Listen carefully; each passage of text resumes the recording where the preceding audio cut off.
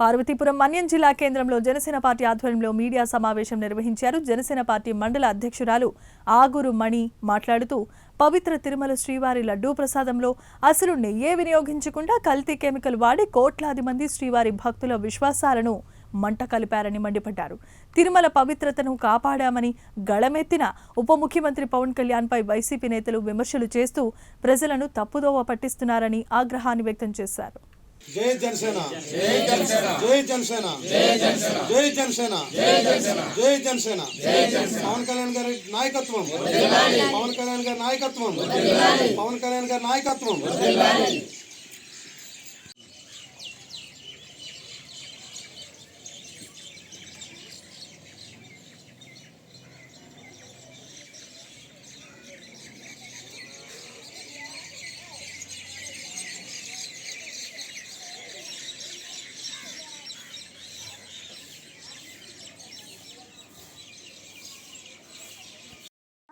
మాది పార్వతీపురం నియోజకవర్గం పార్వతీపురం మండల అధ్యక్షురాలు ఆగూరు మణి.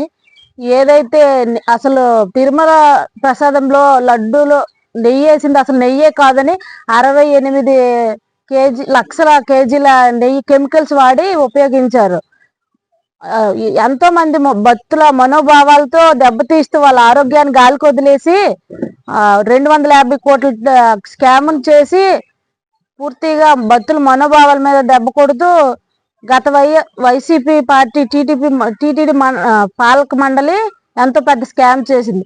ఏదైతే అసలు నెయ్యే కాదని గౌరవనీయులైన డిప్యూటీ సీఎం పవన్ కళ్యాణ్ గారు గలమెత్తితే ఆయనపై తప్పుడు ప్రచారాలు చేసి ఎంతో ఆయన మీద లేనిపోని అభాండాలు వేశారు.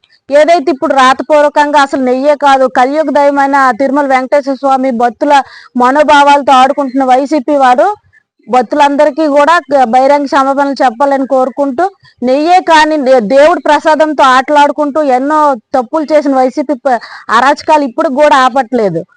బహిరంగ క్షమాపణలు చెప్పాలని జనసేన పార్టీ తరఫున మేమందరం కోరుకుంటున్నాం.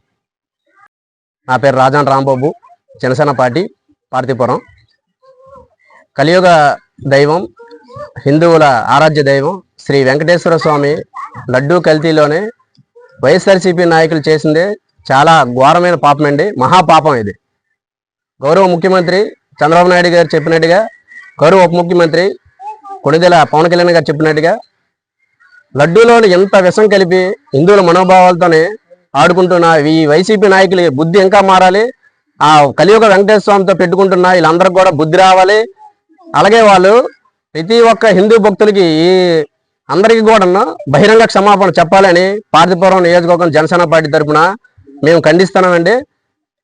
ఎట్టి పరిస్థితుల్లో మాత్రం అందరూ బహిరంగ క్షమాపణ చెప్పకపోతే మాత్రం హిందువులు అందరి తరఫున మాత్రం ఇంకా చాలా ఇబ్బందులు ఎదుర్కోవాల్సి వస్తుంది వైసీపీ నాయకులందరూ కూడా. దయచేసి మీరు వేగంగా మేల్కొని క్షమాపణ చెప్పాలి. అలాగే ప్రభుత్వం ఇంకా వేగంగా స్పందించి ఈ వైసీపీ నాయకులు, ఈ తప్పు చేసిన వైసీపీ నాయకులందరినీ కూడా శిక్షించాలని పార్వతీపురం నియోజకవర్గం జనసేన పార్టీ తరఫున కోరుకుంటున్నామండి. జై జనసేన, జై హింద్.